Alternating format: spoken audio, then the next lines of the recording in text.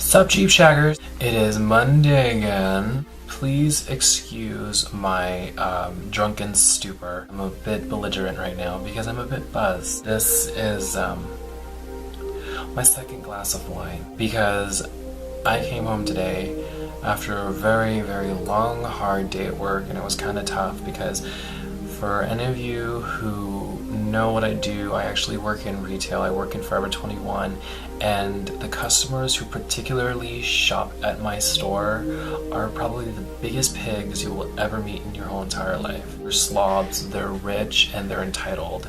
So I had a pretty tough day, so I'm letting my beautiful glass of wine soothe and ease me. I feel like BB gun. Yeah, I need to lay off the hooch.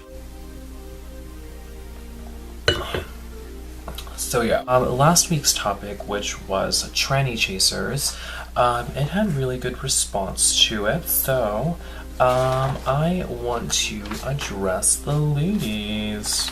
Tuesday. So a homeboy who was recording you, I don't know what his name is, but he sounds really cute. He asked you a question, and that question was, have you ever been fucked in your wig?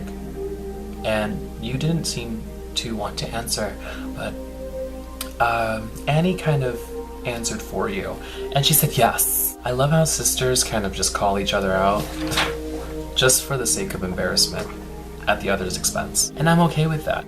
Also, Annie called you out on something else, something about Palm Springs. Care to elaborate?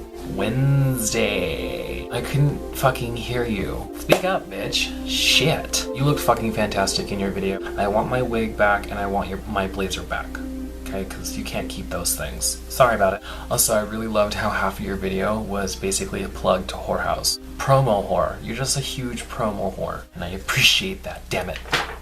Very cute, mother. I loved it. Thursday. One of my favorite parts of the video is when you're talking about how you have Ashley's furniture store on one hip, IKEA on the other, and the entire furniture section of Big Lots on your ass. That was a great one-liner. That had me rolling. I literally replayed that like 6 times just to watch it over and over again because I was floored by that. I thought that was hilarious. You trying to speak Spanish was just like Canadian trying to speak Spanish. Are you Canadian?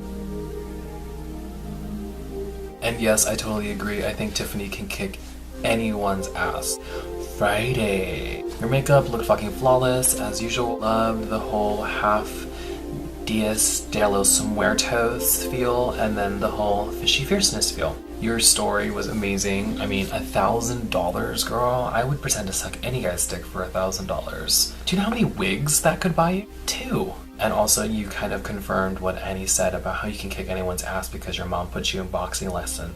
Tiffany, you're fucking fierce. Don't punch me in the face. Saturday. I was living for your fucking look. I love anything circa 1980 to 1989. That's like my favorite time period. Your story was kind of scary. Kind of scared me a little bit how you were in this dark hallway, and I know that hallway very well, and it is quite dark. There is no light in that hallway. And I have met on occasion men in that hallway who just decided to just kind of hang out, lurk in that hallway. So your story kind of scared me. I'm glad that you didn't grab it. Sunday. I'm glad you were having fun at Costa Mesa at Adore Delano's show. One of the things that really popped in my head is how your first time in drag was at Rocky Horror Picture Show. That's really cool. I think that's really, really, really awesome how that was your first time in drag. And what was your name? Did you go by Blake? Because you didn't have a drag name. Did you go by Blake Sunshine or Blake?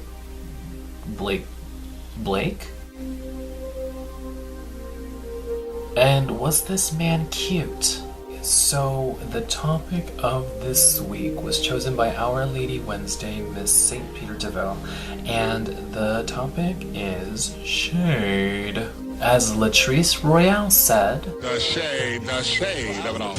the shade of it all. A lot of you might be wondering, what does shade actually mean? Well, shade, in the best words that I can explain it, shade literally means being a cunt.